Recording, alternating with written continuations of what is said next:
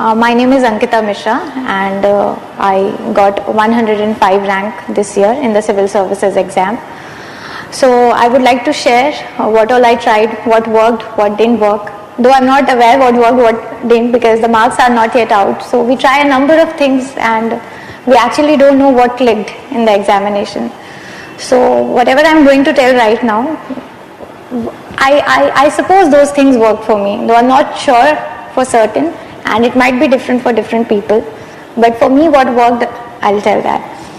So I feel this exams, first of all, we'll get on to the psychological level. वो preparation वगैरह तो हो जाती है, but mind को कैसे क्या रहना चाहिए वो most important है मेरे हिसाब से. So वो ये है कि one thing, hard work would be there. Conviction should be there. It has to be there because और कोई alternative नहीं है. I don't know any of my friends who have cleared और उन्होंने मेहनत ना की हो. तो पहले ही clear होगा कि मेहनत तो करनी पड़ेगी. दूसरा ये है कि पेशेंस भी रखना पड़ेगा, because some people they get lucky, हो जाता है फर्स्ट अटेम्प्ट में, बट नॉट नेसेसरली सबका हो. And being here in Rajendra Nagar I have seen people 5 attempt जा रहे हैं, 6 अटेम्प्ट जा रहे हैं. So patience is very important.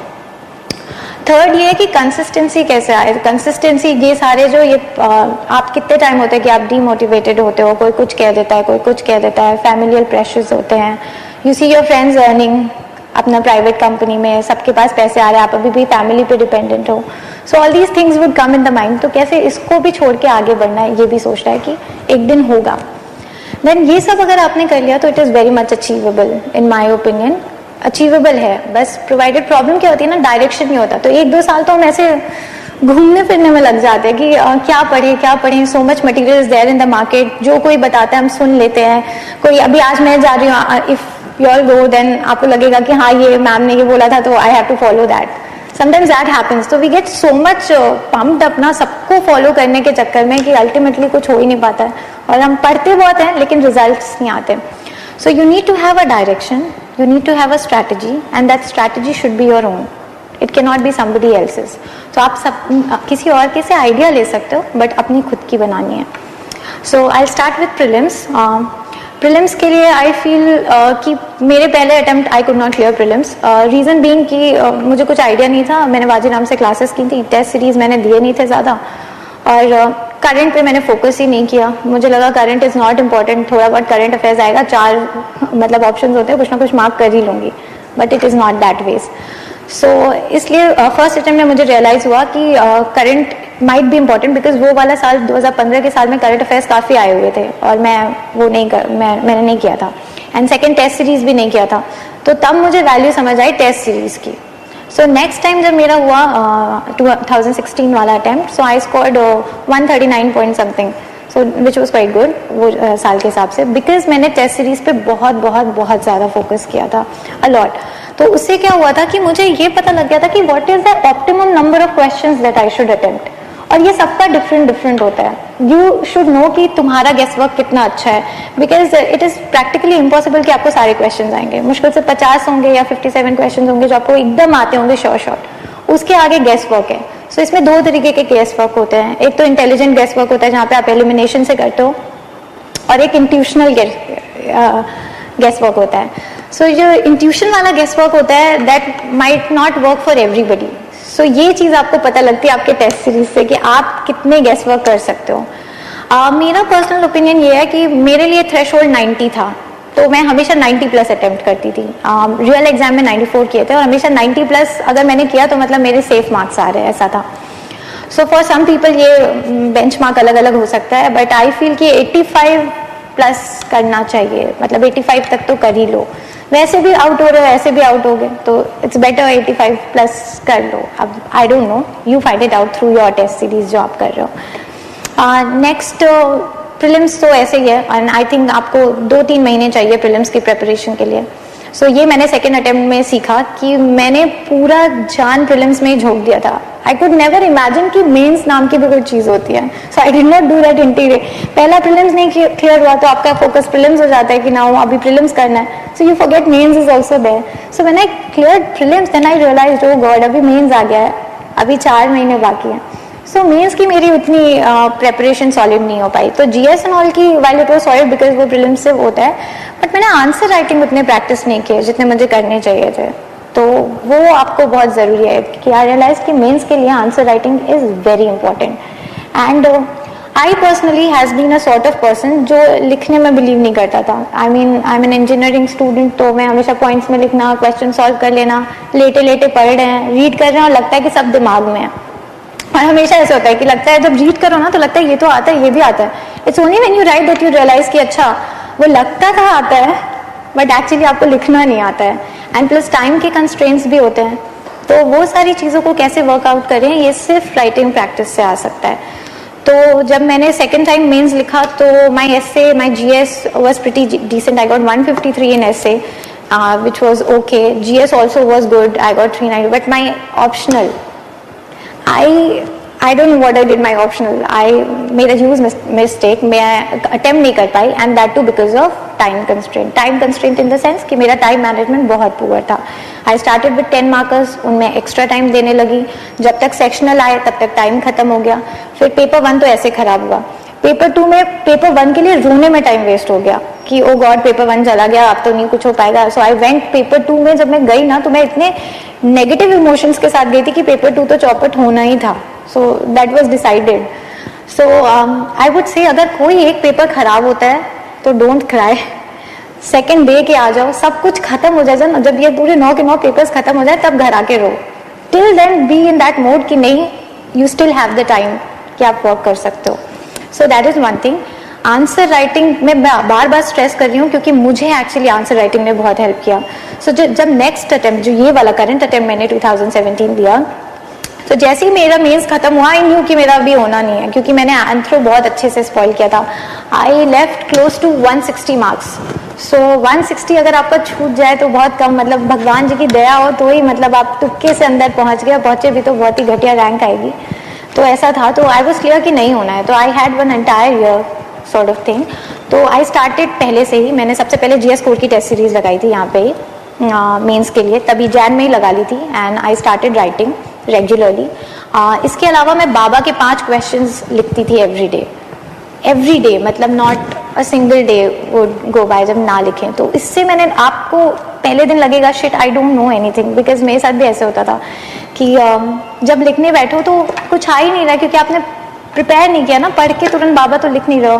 But 1 दिन 2 दिन 3 दिन 4 दिन जब बीतते ना, देन यू रियलाइज कि आप दुनिया के कोई भी क्वेश्चन को आंसर कर सकते हो, बट बस प्रैक्टिस होनी चाहिए। सो वो मैंने करना शुरू किया। इसके बाद प्रीलिम्स के 2 महीने पहले मैंने फिर मेंस से थोड़ा कट ऑफ किया, and then I started intensive preparation for prelims. उसमें सेम था, वही मैंने ढेर सारे क्वेश्चन पेपर्स सॉल्व किए, ये सारा सब कुछ किया। एंड इस बार का प्रीलिम्स थोड़ा ट्रिकी भी था। ऐसा लग रहा था, मुझे तो ऐसा लग रहा था कि अब मेरा क्लियर ही नहीं होगा। आई डोंट नो मैं कितने से बची, बट मुझे एकदम ऐसे था कि अब नहीं होगा। ऐसे में आपके फ्रेंड्स बहुत हेल्प करते हैं actually. With me I have always been a sort of person जो स्टडी पार्टनर के साथ ही स्टडी कर सकता है। तो एंड ये भी डिफरेंट लोगों का डिफरेंट होगा, कई लोग अकेले पढ़ने में बिलीव करते हैं, कई लोग साथ में। तो मैं एक स्टडी पार्टनर के साथ, अपने फ्रेंड के साथ पढ़ती थी। And you have to make sure if you are choosing a study partner, तो ऐसा रहे कि आपकी फ्रीक्वेंसी मैच हो, वरना टाइम बचने की बजाय टाइम वेस्ट हो जाता है।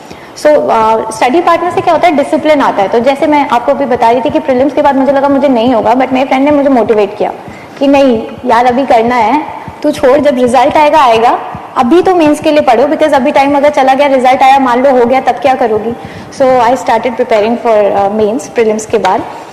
मेंस का वही था मेरा, बाबा एवरीडे टेस्ट सीरीज जो लगाई थी वो टेस्ट सीरीज करनी थी। एंथ्रो पे इस बार मैंने बहुत अच्छे से ध्यान दिया, बहुत ही ज़्यादा। सो एंथ्रो का क्या होता था कि जो भी टॉपिक मैंने पढ़ा है, अगर जिस दिन पढ़ा है उस दिन मैं 5 क्वेश्चन या 2 क्वेश्चन 2 ही लिखूं, लेकिन मैं लिख लेती थी। इससे क्या होता था कि हम पढ़ते तो बहुत कुछ हैं, बट कभी क्वेश्चन आंसर फॉर्मेट में पढ़ते नहीं है, तो हमें समझ नहीं आता what to write. And there is also limitation of word, there is also limitation of time, but how would you understand कि कितना लिखना है, क्या लिखना है, क्या इंपॉर्टेंट है, what will fetch you marks. So क्या होता है, generally when we don't practice answer writing, तो हम लिखते रहते हैं, हमारा पूरा खत्म हो जाता है और इंपॉर्टेंट पॉइंट हम लिख ही नहीं पाते जो सबसे इंपॉर्टेंट है। So that you come to know through practice. So मैंने एंथ्रो पे काफ़ी प्रैक्टिस की इस बारी, ये आंसर राइटिंग भी किया, बार बार रिवाइज भी किया। एंड सबसे इंपॉर्टेंट चीज़ जो मैंने की थी वो कंसोलिडेट किया एंथ्रो का मटेरियल. सो यूजुअली क्या होता है कि आपकी एक बुक में कुछ चीज़ें लिखी हैं, एक बुक में कुछ चीज़ें लिखी हैं, कहीं कुछ लिखा है, कहीं कुछ लिखा है, you don't consolidate them. So make your own notes so that क्या होता है जब ये एग्जाम होता है फाइनल वाला मेंस का, तो आप एक दिन पहले रिवाइज कर सकते हो. अगर 10 जगह चीज़ें होती है ना तो आप रिवाइज नहीं कर पाओगे. और फिर एक कंसोलिडेशन से क्या होता है, पिक्टोग्राफिक मेमोरी भी वर्क करती है कि आपको याद रहेगा कि हाँ ये यहाँ था, ये ऐसे था. सो वो ज़्यादा ईजी हो जाता है आपके लिए. So that work for me. And I also made notes of current. So जो भी इंपॉर्टेंट इश्यूज हुए थे जीएस में, उसका मैंने अपनी एक कॉपी बना ली थी कि बस मुझे जीएस 1 में इस कॉपी को उस दिन एग्जाम के पहले रिवाइज करके जाना है. एक छोटी सी कॉपी है, ज़्यादा इश्यूज होते नहीं है, उसी में से आता है, वही उतना करना होता है. तो पेपर 1 के लिए जीएस के लिए मैं बोलूँगी कि मैंने इनसाइट सिक्योर किया था, क्योंकि स्टैटिक तो कुछ आता नहीं और स्टैटिक स्पेक्ट्रम वगैरह पढ़ने का कोई फ़ायदा इतना होता नहीं है. तो अगर पढ़ना है तो लास्ट का जो समरी दिया रहता है स्पेक्ट्रम के पीछे वो कर सकते हैं. That I did. स्पेक्ट्रम के पीछे वाली समरी जितनी थी तो वो ब्रश अप हो ही जाता है, और प्रीलिम्स के लिए तो पढ़ा ही है इतना अच्छे से. सो इसके अलावा इनसाइट सिक्योर के जो क्वेश्चंस हैं, you just go through them. या तो उसके आंसर्स लिख लो या खुद उसमें जो आंसर्स आए हैं उसको एक बार just go through them, so that आपका माइंड फ्रेम ऐसा हो जाए कि जैसे अलग अलग टाइप के हिस्ट्री के भी क्वेश्चन ना बहुत एनालिसिस वाले आते हैं कि नेहरू को कंपेयर करो गांधी से, या इसको ऐसे करो वल्लभ भाई पटेल का, ऐसा कुछ आता है. सो दो आपको आता है but you know how to, you learn how to answer. So ये चीज़ हो जाती है उससे. तो वो मैंने किया था. पेपर 2 के लिए कुछ खास नहीं, सिर्फ करंट किया था मैंने. बाकी स्टैटिक तो मैंने नहीं, लक्ष्मीकांत वापस नहीं उठाई थी, जो प्रीलिम्स के लिए था वही था. बाकी मैंने करंट किया था, आईआर भी करंट ही किया था. बाकी इसके अलावा जितना भी है अभी, मतलब जीएस के लिए मेनली मैं करंट पे फोकस थी, बिकॉज कोई भी बुकलेट उठा लो उसमें पूरा बैकग्राउंड दिया रहता है, तो स्टैटिक भी उसमें कवर हो ही जाता है एक तरीके से. So that I did. इसके अलावा एथिक्स के लिए पर्टिकुलरली आई वुड से कि दो नोबडी वुड बिलीव, बट मैंने कभी एथिक्स की पढ़ाई नहीं की. कोई नोट्स नहीं, कोई लेक्सिकॉन नहीं, नथिंग, नेवर स्टडीड. कोई जो सिलेबस पे जो टॉपिक्स है उनको गूगल कर लो, रैंडम स्टडीज गूगल कर लो, what it means to you basically. Because मुझे ना वो बहुत डिफिकल्ट लगता था टू मेमोराइज दोज जार्गन्स, वो टेक्निकल वर्ड्स वाले. So I use to make my own definition. कई लोग फ्रेंड्स भी बोलते थे कि पढ़ ले, but that was not my thing. I found it very difficult to do, so I never did that. तो आप अपनी डेफिनेशन बनाइए. आई थिंक वो एग्जामिनर को ज़्यादा पसंद आएगा, बिकॉज वो एक लेमन टर्म्स की बात अलग ही होती है व्हेन यू राइट. मतलब I personally value natural way of writing a lot, so I used to do that. Other than that, this time what I did different in ethics was case studies.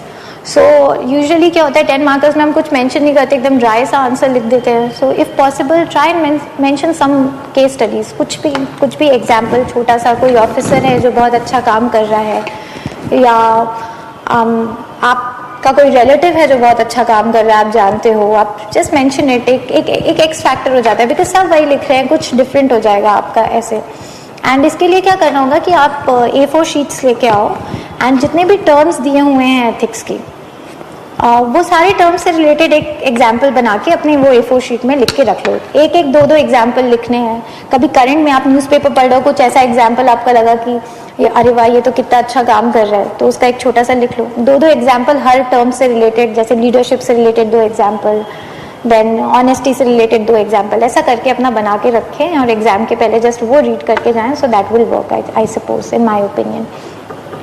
इसके बाद anthro में what different I did one was consolidation. That is very important. People don't have consolidated notes, but trust me, if you have consolidated notes you are through with anthro.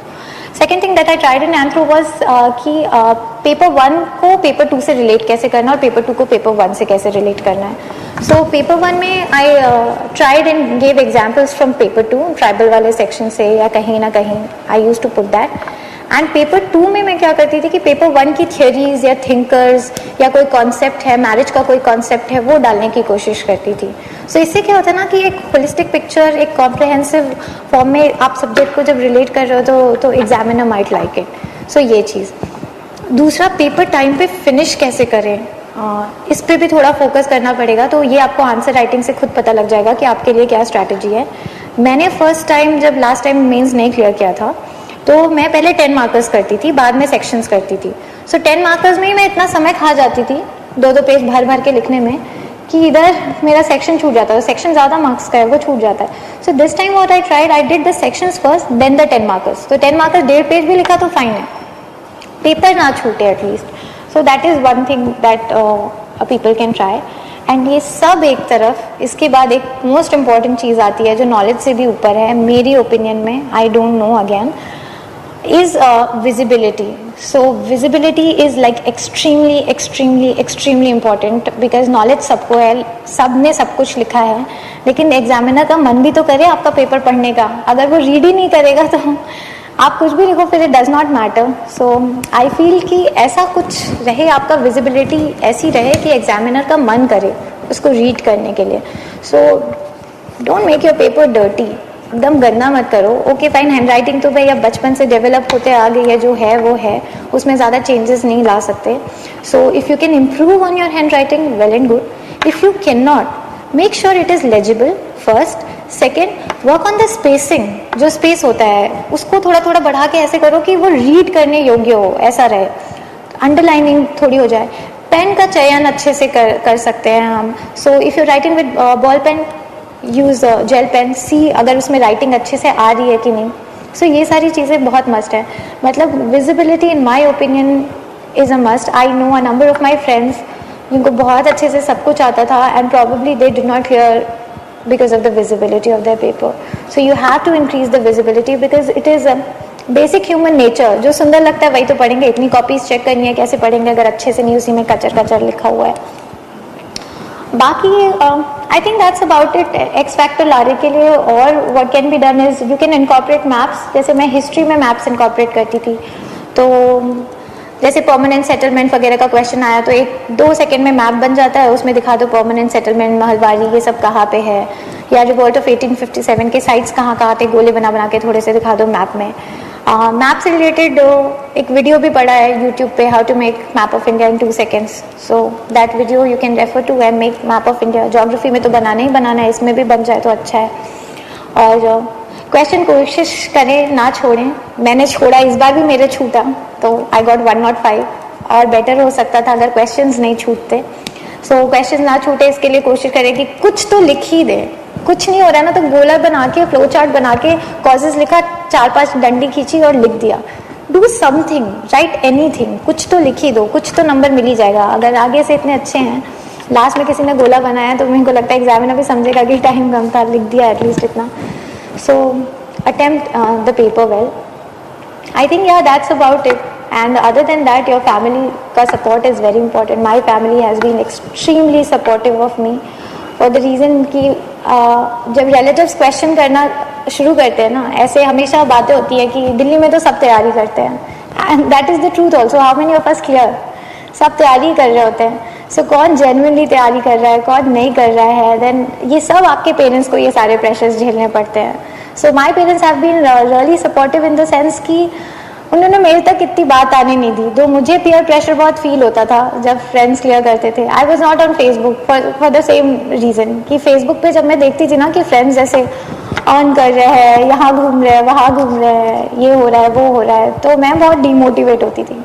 तो मैंने इसलिए हटा दिया. तो just stay away from negative people who will demotivate you, things that will demotivate you like Facebook, social media. If you feel that you're not comfortable with social media, you see the people और वो आपको एकदम negative direction में propel कर रहा है, तो leave it. 2-3 साल की मेहनत है, 2-3 क्या, एक अगर लग गया तो 1 साल की मेहनत है. For that time let the people call you anti social. I have a couple of friends who call मी कि ऐसी क्या पढ़ाई कर रही है कि मतलब मिलने नहीं आती, ये नहीं करती है, बनती है, all sorts of things. Let them say, because trust me, when you clear, ये सारे लोग जो आपके बारे में बोल रहे होते हैं ना, they are the first one to call you and congratulate you.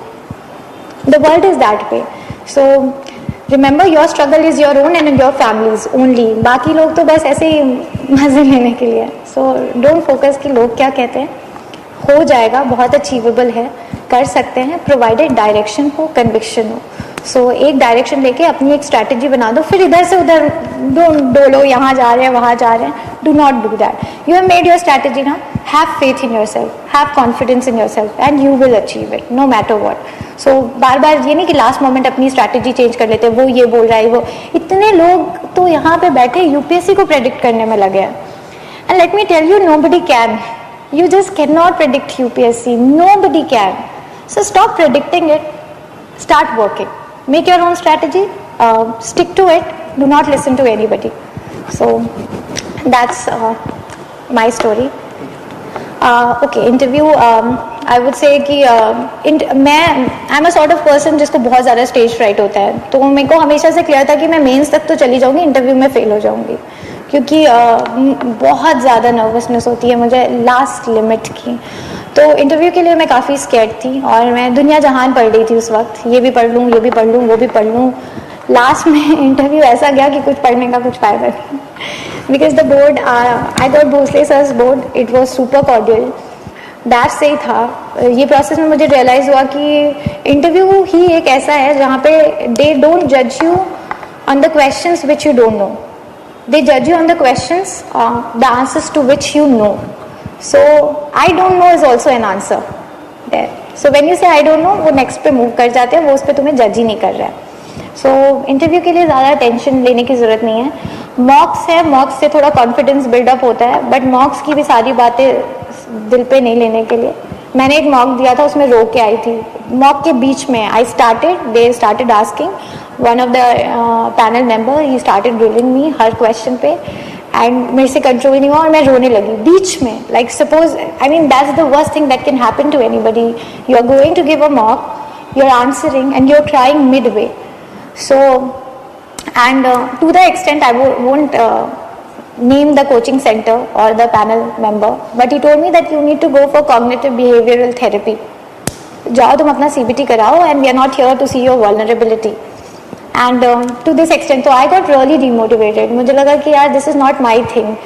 Plus मैं जब बहुत नर्वस होती हूँ ना, तो मेरे थॉट्स बहुत, मैं अच्छे से उसको एक फ्लो नहीं दे पाती हूँ, तो मुझे लग रहा था कि सब बेकार होगा। But trust me, real interview का एक्सपीरियंस अलग ही होता है। मॉक्स वाले कुछ भी बोले, कुछ नहीं, आप अपनी प्रैक्टिस के लिए जाओ कि आप अपने लिए प्रैक्टिस कर रहे हो। फीडबैक्स वो क्या दे रहे हैं, कुछ तो जेन्युइन होते हैं, वो ले लो, but you need not take all the feedbacks seriously, because if you start doing that ना, तो आपका अपने से कॉन्फिडेंस कम हो जाता है। तो बी कॉन्फिडेंट। इंटरव्यू में I think they are judging you for your personality, and अगर आप हम्बल एकदम ह्यूमिलिटी के साथ आंसर कर रहे हो, आई कॉन्टैक्ट थोड़ा मेंटेन कर रहे हो, थोड़े प्रेजेंटेबल होके जा रहे हो, एरोगेंस नहीं शो कर रहे हो, एंड फेयर आइडिया है चीज़ों का, वो तो हो ही जाएगा, तभी मेंस पास किया है, और तो कोई रीज़न नहीं है, और कैसे पास करोगे। तो नॉलेज तो नॉर्मल है ही, एक बैलेंस ऑफ जजमेंट दिखा पा रहे हो, बायस नहीं हो चीज़ों के प्रति, पर्सनालिटी आपकी ऐसी नहीं है कि आप डिस्क्रिमिनेटिंग हो या वो हो। तो I think you will do good, मतलब because they are not there to जज you on your knowledge, it is written. वो इंटरव्यू की जो वो है ना, वो जो आया है गाइडलाइन, वही रीड कर लो, उसमें it is written that they are not there to जज you on your knowledge, so they won't be judging you on your knowledge, they will be judging you on your personality. So if you don't know, say very politely, sir, I'm sorry, I don't know. Yes sir, I'll go and read it. कुछ भी ऐसे बोल के ख़त्म करो, वो उस पर जज ही नहीं कर रहे आपको। जस्ट बी काम, जैसे आप बिगिनिंग में इंटरव्यू हॉल में एंटर कर रहे हो वैसे ही बाहर निकलो। ऐसा ना रहे कि आई डोंट नो बोल रहे हैं तो ऐसे बोल रहे हैं सर आई डोंट नो, और जब आंसर कर रहे हैं तब बोल रहे हैं sir this this this this. So जिस शिद्दत से आंसर कर रहे हो उसी शिद्दत से बोलो आई don't no, that is it.